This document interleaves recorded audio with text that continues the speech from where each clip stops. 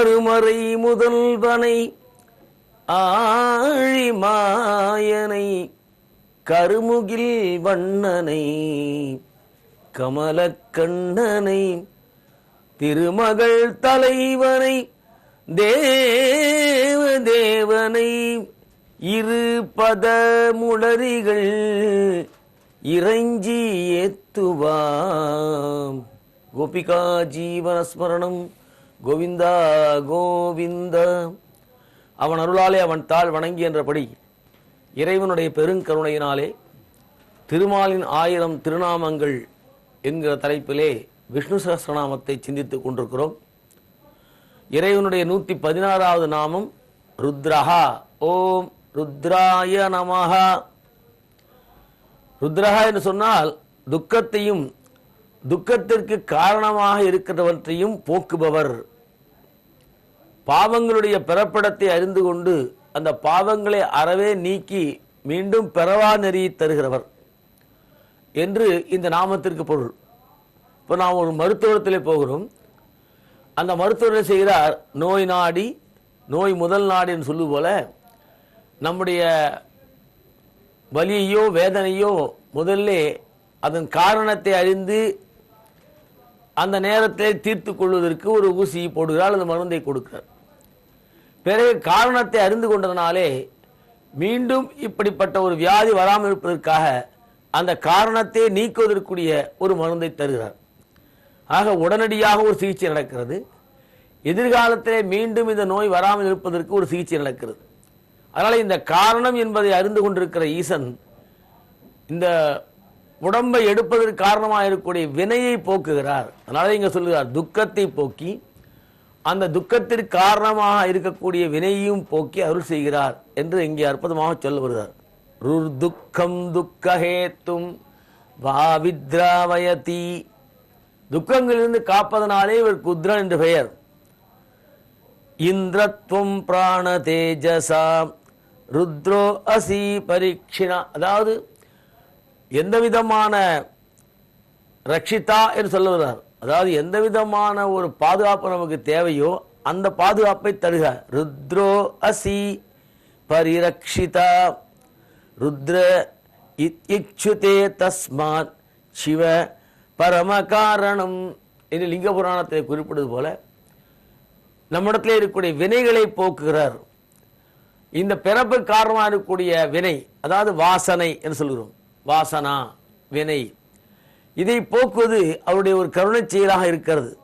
ருத்ராதி ததாதி இதி ரூஹு துக்கம் துக்க காரணம் திராவயதி வா ருத்ரஹா என்று இந்த இரண்டுக்கு விளக்கம் சொல்கிறார்கள். தன்னுடைய திவ்ய ரூபத்தினாலும் தன்னுடைய லீலா விபூதிகளினாலும் பல்விதமான விளையாட்டுகளினாலும் பக்தர்களோடு மிகவும் நெருங்கி அவர்கள் நெஞ்சிலே நிறைந்து பக்தியினாலே அவர்களுக்கு கண்ணீர் பெருகும்படியாக செய்கிறார். பகவானுடைய லீலைகளை எல்லாம் நினைத்து பார்த்தோமானால் நமக்கு ஆனந்த கண்ணீர் பெருகி வருகிறது. அவன் தீராத விளையாட்டு பிள்ளையாக இருக்கிறான். எந்த ஒரு காரியத்தை செய்தாலும் விளையாட்டாக செய்து விடுகிறான். உலகம் யாவையும் தாம் உள ஆக்கலும் நிலை பெறுத்தலும் நீக்கலும் நீங்களா அலைகிலா விளையாட்டு உடையான். எல்லையில்லாத விளையாட்டு எல்லாமே அவனுடைய விளையாட்டிலே அடங்கி விடுகிறது. அந்த விளையாட்டிலே தான் இந்த உயிர்களை எல்லாம் அவன் ஆட்டி வைத்துக் கொண்டிருக்கிறான். அதனால இந்த பிரம்மமாக இருந்து கொண்டு எங்கோ இருந்து கொண்டு நம்மை எல்லாம் ஆட்டி வைத்துக் கொண்டிருக்கிறான். அதனால எதை பற்றியும் நாம் கவலைப்படுவதிலே அர்த்தமே இல்லை. ஏனென்றால் அவன் ஆட்டிய ஆட்டத்திற்கு படி நாம் ஆடிக்கொண்டிருக்கிறோம். எப்படி ஒருவன் கைதை வைத்துக் கொண்டு பொம்மைகளை ஆட்டி கொண்டிருக்கிறான் பொம்மலாட்டத்திலே, அதே போல இறைவன் நம்மை எங்கிருந்தோ இருந்து கொண்டு நம்மை ஆட்டி வைத்துக் கொண்டே இருக்கிறான். அதனால அந்த ஆட்டத்திற்கு தகுந்தபடி நாம் ஆடிக்கொண்டிருக்கிறோமே ஒழிய இது நம்ம செயலும் எதுவும் இல்லை.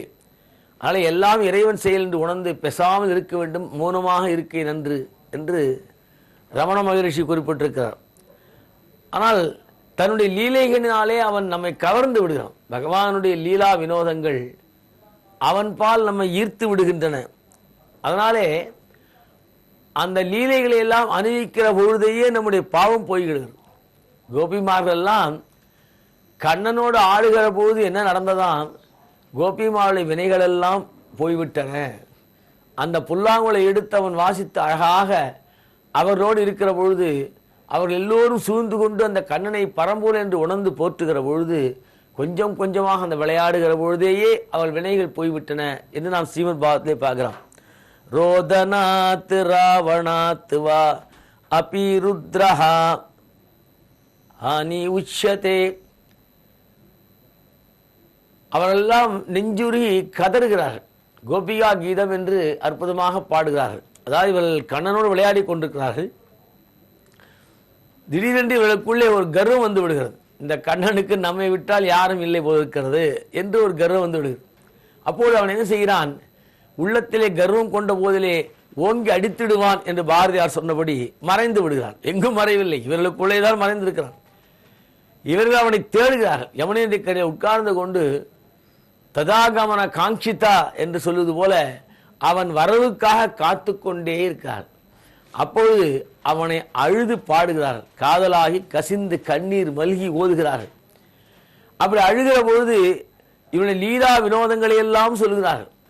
அப்படி சொல்லுகிற பொழுது தங்களுடைய தியாகத்தை வெளிப்படுத்தி, உன்னுடைய லீலைகளை எல்லாம் நாங்கள் பார்த்து கொண்டிருக்கிற போது எங்களுக்கு பொழுது போவதே தெரியவில்லை. திருடி யுகாயத்தே, ஆனால் உன்னை பிரிந்திருக்கிற போது திருடி யுகாயத்தே, ஒரு நொடி கூட யுகமாக எங்களுக்கு தெரிகிறது. அதனால எங்களோடு இருக்க வேண்டும், வா என்று அழைக்கிறார்கள். எங்களை மன்னித்து விடு, நாங்கள் தவறு செய்து கொண்டோம் என்று அழுகிறார்கள். நாங்கள் தியாகம் செய்து கொண்டிருக்கிறோம், எல்லாவற்றையும் விட்டு விட்டு வந்திருக்கிறோம், இதை விட நாங்கள் என்ன செய்ய வேண்டும் என்று கேட்கிறார்கள். கிருஷ்ணா பிராத்ரு பாந்தவான் அதிவிலங்கியதே கிருஷ்ணா அச்சுதாகதாம் கதிவிதஸ்தவோம் உத்கீத மோகிதாம் கிதவயோஷிதா கிருஷ்ணா கஸ்திய ஜென்னிசி என்று கேட்கிறார்கள்.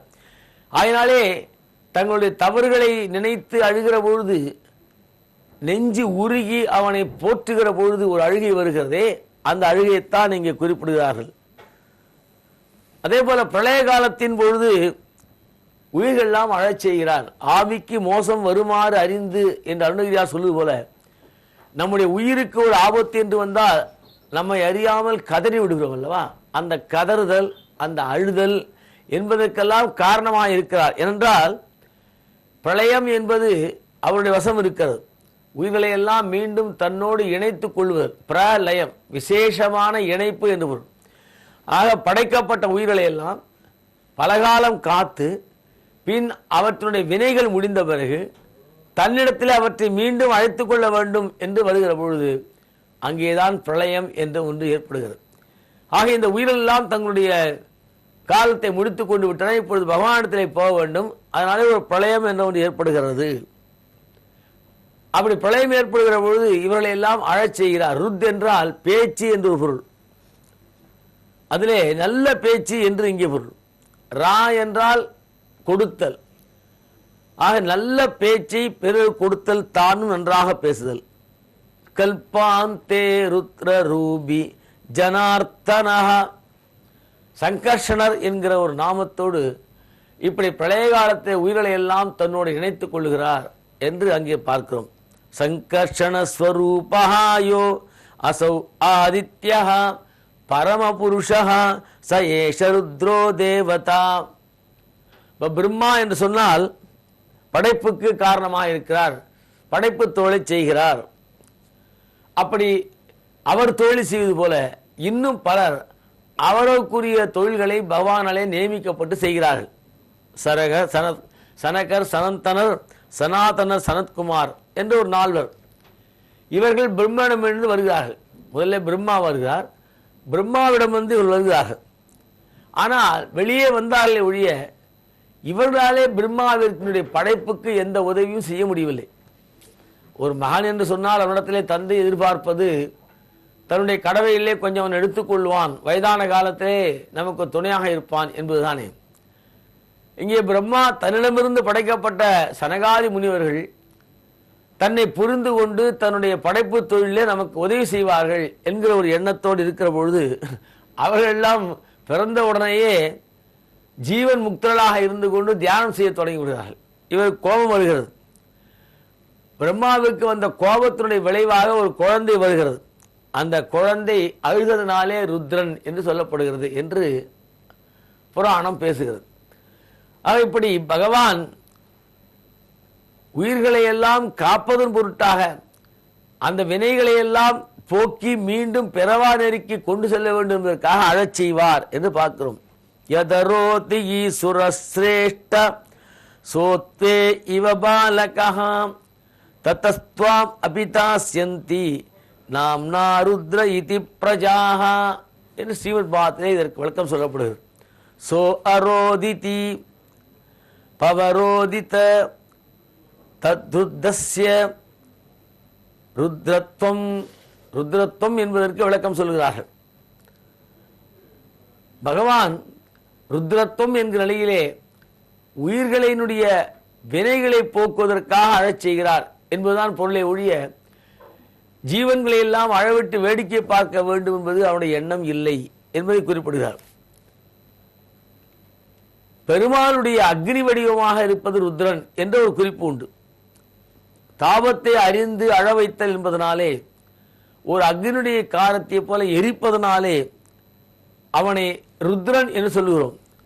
அக்னியினையே நாம் ருத்ரன் சொல்லுகிறோம், அல்லது ருத்ரன் அக்னியினுடைய தன்மை உடையவராக இருக்கிறார் என்று குறிப்பிடுகிறோம். ருத்ர பிரஸ்னத்திலே இதை பற்றி ஒரு குறிப்பு வருது.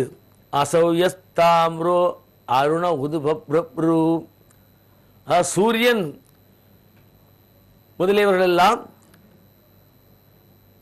பிறவியிலே இருக்கக்கூடிய நோய்களை எல்லாம் போக்க வேண்டிய ஒரு கடமைப்பாட்டில் இருக்கிறார். அந்த நிலையில் அக்னி என்பவன் நம்முடைய வினைகளை எல்லாம் பொசுக்கி விடுகின்ற ஒரு காரியத்தை செய்கிறான். அப்படி வினைகள் பொசுக்கப்படுகிற பொழுது நோயானது விரட்டப்படுகிறது என்ற ஒரு நிலையை இங்கே பார்க்கலாம். சூர்யாத்மா பகவான் தேவஹா சர்வதேவ விபூதிதஹா ருத்ர இத்யுச்சதே தேவை பகவான் முக்தி புக்திதஹா என்று லிங்க புராணம் சொல்லுகிறது. சாமவேதத்திலே இந்த ருத்ரனை பற்றி ஒரு குறிப்பு வருகிறது. ருத்வைதிகா சப்தஹா தம் திரவதி பிராப்னோதி வேதத்ரதிபாத்ய இத்யர்த்தஹா. இதற்கு பொருள் என்று அங்கே சொல்கிறார்கள். ராமாயண பாஷ்யத்திலே இதற்கான விளக்கம் சொல்லப்படுகிறது. அக்னி என்று சொல்ல வருகிற பொழுது, அக்னி என்பது ஒளியும் தருகிறது, வெப்பத்தையும் தருகிறது. இந்த அக்னியினுடைய ஒரு தன்மையாக இருக்கக்கூடிய மின்னல் என்பது மேகங்களுக்கு இடையே ஒளிவிட்டு வருகிற பொழுது பெரிய பிரகாசம் ஏற்படுகிறது. இப்போது கூட சொல்வார்கள், குழந்தைகளை மின்னலை பார்க்காதீர்கள், கண்ணை மூடிக்கொள்ளுங்கள், அது கண்ணை தாக்கிவிடும். ஏன்னா அவ்வளவு ஒளி, அவ்வளவு பேரொளியை பார்க்க வேண்டாம். ஆனால் அது க்ஷண நேரம்தான் வருகிறது. அந்த நேரத்திலே ஒரு மின்சாரத்தை உண்டாக்கக்கூடிய அளவுக்கு அது சக்தி வாய்ந்தாக இருக்கிறது என்று இன்றைக்கு அறிவியலாளர்கள் மின்னலை எல்லாம் ஆராய்ச்சி சொல்லியிருக்கிறார்கள். ருத்வைதிக சப்தஹா தம் திரவதி பிராப்னோதி வேதத்ரபிபாத்ய இத்யர்த்தஹா. இடியோடு கூடிய ஒரு நிலையிலே வருகிற மின்னலாக ஒளிவிடுகிறார். அது ஈஸ்வர சக்தியாக கருதப்படுகிறது. ருத்ரோ ரௌதிதி சதோ ரோரூயமானே மானோ திரவதீதி வா ரோதயதேர்வம் யதஸ்த்ரத்த திருத்ருஸ்ய ருத்ரத்வம் என்று அதற்கு விளக்கம் வருகிறது. பிரம்மனுக்கே படைப்பு காலத்திலே படைப்புக்கு வேண்டியவற்றையெல்லாம் அருளியவர் ருத்ரன், அதாவது வேதத்தை அருள்பவர் என்ற ஒரு பொருளை பார்க்கலாம். ருத்ரம் சப்தம் வேதாத்மானம் பிரம்மணே ராதி ததாதி யோ பிரம்மாணம் விதத்யாதி பூர்வம் யோ வை வேதாம்ச பிரகிணோதி தஸ்மை. உபநிஷத்தினுடைய வார்த்தைப்படி பார்த்தோமானால், பிரம்மனுக்கு வேதத்தை வைத்துக் கொண்டு படைக்க வேண்டிய நிலை வருகிறது. பிரம்மனுடைய படைப்பு வேதத்தை அடிப்படையாக கொண்டுதான். கந்த புராணத்திலே கூட முருகப்பெருமான் பிரம்மனை பார்த்து நீர் படைக்கிறேன்கிறீரே, எதை வைத்துக் கொண்டு படைக்கிறேன் நிகழ்கிற பொழுது பிரம்மா சொல்கிறார், வேதத்தை வைத்துக் கொண்டு படைக்கிறேன். உடனே அடுத்த கேள்வி வருகிறது, உமக்கு வேதம் வருமா? வரும் என்றால் சொல். அதனால் இந்த வேதத்தை வைத்துக் கொண்டு பிரம்மா படைக்கிற பொழுது அந்த வேதத்தை பாதுகாத்து கொண்டிருக்கிற இறைவனே அங்கே வந்து நின்று படைப்புக்கு உதவியாக இருக்கிறார். சோமன், பசுபதி என்கிற நாமங்களோடு விளங்குகிற ருத்ரன். சோமனுடைய சக்தி என்பதும் சந்திரனுடைய சக்தியும் பசுபதி என்று உயிர்களுக்கெல்லாம் தலைவனாக இருக்கிற பெருமையும் இந்த ருத்ரனுக்கு உண்டு. சோமோ ருத்ரஹா ருத்ர பசுனாம் பதே. பிராணசக்தி என்பது நமக்கு உடலுக்குள்ளே உருவாகி வெளிவந்து பலவிதமான இயக்கங்களுக்கு உதவுவதற்கு ருத்ரன் என்கிற பெருமாள் மிகவும் உதவியாக இருக்கிறார் என்று பார்க்கிறோம். பிராணசக்தியை தாங்கிக் கொண்டிருக்கிற 7 தேவதைகள், அந்த சப்த தேவதைகளிலே ஒருத்தர் கண்களிலே வெண்படலத்திலே ஒரு மயிரை போன்ற ஒரு சிவப்பு கோட்டிலே இருந்து கொண்டு அருள் பாலிக்கிறார் என்று ஒரு குறிப்பு வருகிறது. இமா அக்ஷன் லோஹின்யோ ராஜபஸ்தாமிகே ரேகம் ருத்ரோ அன்வாயத்தஹா என்று பிரகதாரண்ய உபநிஷதம் சொல்கிறது. இப்படி பண்ணுகிற போது என்னாகிறது, இந்த உயிரானது கொஞ்சம் கொஞ்சமாக பகவானை உணர்ந்து பக்தி என்ற நிலையிலே உருகி உருகி அழத் தொடங்குகிறது. அதாவது எப்பொழுது பக்தி வருகிறதோ அந்த நேரத்திலே உலக விஷயங்களை எல்லாம் விட்டு பகவானுக்கு அழுவது என்று ஒன்று வருகிறது. நாமெல்லாம் வெவ்வேறு விஷயங்களுக்காக அழுகிறோம். ஒருவர் லாட்டரி சீட் வாங்கிவிட்டு பணம் கிடைக்கவில்லை என்று அழுகிறார். இன்னொருவர் கிண்டி ரேஸுக்கு போய் அங்கே குதிரை மீது பணம் கட்டினோமே நமக்கு லாபம் வரவில்லையே என்று அழுகிறார். இன்னொருத்தர் பதவி கிடைக்கவில்லை என்று அழுகிறார். இன்னொருவர் புகழ் கிடைக்கவில்லை என்று அழுகிறார். இப்படி பலரும் பலவித காரணங்களுக்காக அழுகிறார்கள். ராமகிருஷ்ண பரமஹம்சர் சொன்னார், இவ்வளவு காரணங்களுக்காக நீங்கள் எல்லாம் அழுகிறீர்களே, யாராவது ஒருத்தராவது பகவான் வேண்டும் என்று அழுதீர்களா? பகவானுக்காக எப்பொழுது அழுகிறோமோ அப்பொழுது பகவானுடைய அனுகிரகம் கிடைக்கிறது. நாம் அழாத பொழுது ருத்ரன் வடிவிலே இருக்கிற அந்த இறைவன் அழச் செய்கிறார் என்றுதான் இங்கே குறிப்பு சொல்கிறார்கள். ஆக அழுகையினாலே ஆனந்த கண்ணீர் வருகிறது. அப்படி ஆனந்த கண்ணீர் வருகிற பொழுது நம்முடைய பிராணசக்தியிலே நின்று நம்மை அழ வைக்கின்ற ஒரு தெய்வமாக இந்த ருத்ரன் இருக்கிறார். ததஸ்மசாரம் ஹிருதயம் பதேதம் யத்து சிஷ்யமானான ஹரிநாமதேயைஹி ந விக்ரியதே அதயதா விகாரோ நேத்ரே ஜலம் காத்ருஷேஷு அர்ஷஹா என்று ஸ்ரீமத் பாதம் இந்த அர்த்தத்திலே பேசுகிறது. பிராணாவாவருத்ரோ ஏதே இதிம் சர்வம் ரோதயந்தி. எல்லாவற்றையுமே அழச் செய்து வேடிக்கை பார்ப்பது என்று இங்கே குறிப்பிடப்படுகிறது. பகவானுக்கு உயிர்களை எல்லாம் ஏன் அழச் செய்ய வேண்டும் என்கிற நிலை என்று பார்த்தோமானால், அழுதால் உன்னை பெறலாமே. கண்ணீர் விட்டு அழுகிற பொழுதுதான் நாம் கிடைக்க வேண்டிய பொருள் கிடைக்கிறது. அதான் குழந்தைகள் நன்றாக தெரிந்து வைத்துக் கொண்டிருக்கிறேன். குழந்தைகள் நமக்கு ஏதாவது வேண்டும், தனக்கு ஏதாவது வேண்டும் என்று கேட்கிற பொழுது நாம் மறுத்து விட்டோமானால் ஓ என்று அழத் தொடங்கி விடுகின்றனர். பெண்கள் கூட அழுவார்கள் என்று சொல்வார்கள். ஆக அழுகையினாலே நாம் எதை பெற வேண்டும் நினைக்கிறோமோ அதை பெற்றுவிடலாம் என்று ஒரு நிலை உண்டு. பக்கத்தில் இருக்க சொல்லுவார், சரி சரி அழாத, நான் உனக்கு எல்லாம் வாங்கி தரேன், உனக்கு என்ன வேண்டும் வாங்கி தருகிறேன் என்று சொல்லிவிடுவார் அல்லவா. அதனால் இப்போ ஒரு பேரழுகையாக இருந்து பகவானை நிர்பந்தப்படுத்தி அவனை அடைந்து விடுவது என்ற ஒரு கூறு இங்கே பார்க்கலாம். ருத்ரானாம் சங்கச்சா அஸ்மி என்று இறைவனே சொல்கிறான், நான் ருத்ரனாக இருக்கிறேன். ஏகாசுருத்தர்கள் என்று 11 விதமான ருத்ரர்கள் இருக்கிறார். அந்த 11 விதமான ருத்ரர்களிலே நான் சங்கரனாக இருக்கிறேன். சம் என்றால் மங்களம், கர என்றால் கொடுப்பவர், மங்களத்தை கொடுப்போனா நான் இருக்கிறேன் என்று ஒரு குறிப்பு சொல்கிறது. ஏகாசுத்தர் என்று ஒரு 14 பேர். இந்த 14 பேரும் சிவனுடைய வடிவத்தில் இருப்பார்கள், சிவாம்சம் உடனலாக இருக்கிறார்கள். அஜய்கபாத், அகிர்புத்யா, வீவத்ரா, கிரீஷா, சங்கரா, அபராஜிதா, ஹரா, அங்காரகி, பினாகி, பகா, சம்பு என்று 11 விதமான ருத்ரர்கள். இந்த 11 ருத்ரர்களும் சிவபெருமானுடைய வடிவத்தே உடலாக இருக்கிறார்கள். அதனால இங்கே ருத்ரனாக சங்கரனே இருந்து கொண்டு அருள்பாலிக்கிறான் என்று பார்க்கிறோம். அதில் இந்த நாமத்தினாலே இறைவன் ருத்ரஹா என்று அழைக்கப்படுகிற பொழுது நம்மிடத்தில் எல்லையில்லாத அன்பு உள்ளவனாகும். பழைய காலத்தை நம்மை அழச் செய்து தன்னோடு இணைத்துக் கொள்கிறானோ, சாதாரண நாட்களிலே கூட நம்முடைய நிலையை உணர்ந்து கொண்டு பிறவா நெருக்கி போக வேண்டும் என்பதை புரிந்து கொண்டு நமக்காக வாதாடுவோனாகவும் இறைவன் இருக்கிறான். ருத்ர என்று சொன்னால் ஆனந்த கண்ணீரை வரவழைச்சு பக்தியிலே நம்மை திளைக்க வைத்து பக்தியின் காரணமாக பக்தியின் விளைவாக வரக்கூடிய முக்தி தருகிறான் என்ற ஒரு குறிப்பு தான் இங்கே கொடுக்கப்படுகிறது. அருணகிரிநாதர் சொல்வார், இறைவா முதலில் எனக்கு பக்தியை கொடு, அந்த பக்தியின் விளைவாக வரக்கூடிய முக்தியை தா என்று கேட்பார்.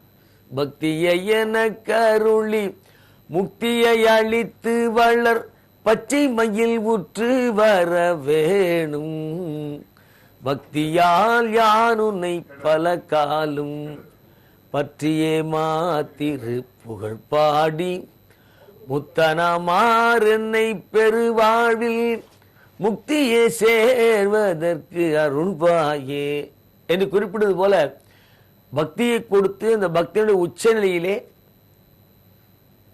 அழுது அழுது அவனை பெறுவது என்ற ஒரு நிலையை இங்கே வைத்திருக்கிறார்கள். சூர்யாத்மா பகவான் தேவஹா சர்வதேவ விபூதிதஹா ருத்ர இத்யுச்சதே தேவை பகவான் முக்தி முக்திதஹா, முக்தி அளிப்பவனாக இறைவன் இருக்கிறான். சாமவேதம் சொல்லுகிற பொழுது ருத்வைதிகா சப்தஹா தம் திரவதி பிராப்னோதி வேதத்ர பிபாத்ய இத்யர்த்தஹா என்று வேதத்தினுடைய உள்பொருளாக இந்த இறைவனுடைய அற்புதமான ருத்ரன் நாமம் இருக்கிறது என்று சொல்ல வருகிறார். ஆக இடியோடு வரக்கூடிய ஒரு மின்னலே வரக்கூடிய ஈஸ்வர சக்தியாக இருக்கிறது. ருத்ரோ ரௌதி தீ சதோ ரோ ரூபமா பாணௌ திரவதி தீவாரோதயதே த்வாஹா யதஸ்தத்தத்ருத்ஸ்யருத்வம் என்று குறிப்பிடப்படுகிறது. ஆனால் இங்கே ருத்ரலே என்று பார்க்கிற போது சங்கரனாக இருக்கிறார். ஏகாசுத்தர்களே சங்கரனாக இருக்கிறார். ஏகாசுத்தர்கள் என்று வரிசையாக பார்க்கிற பொழுது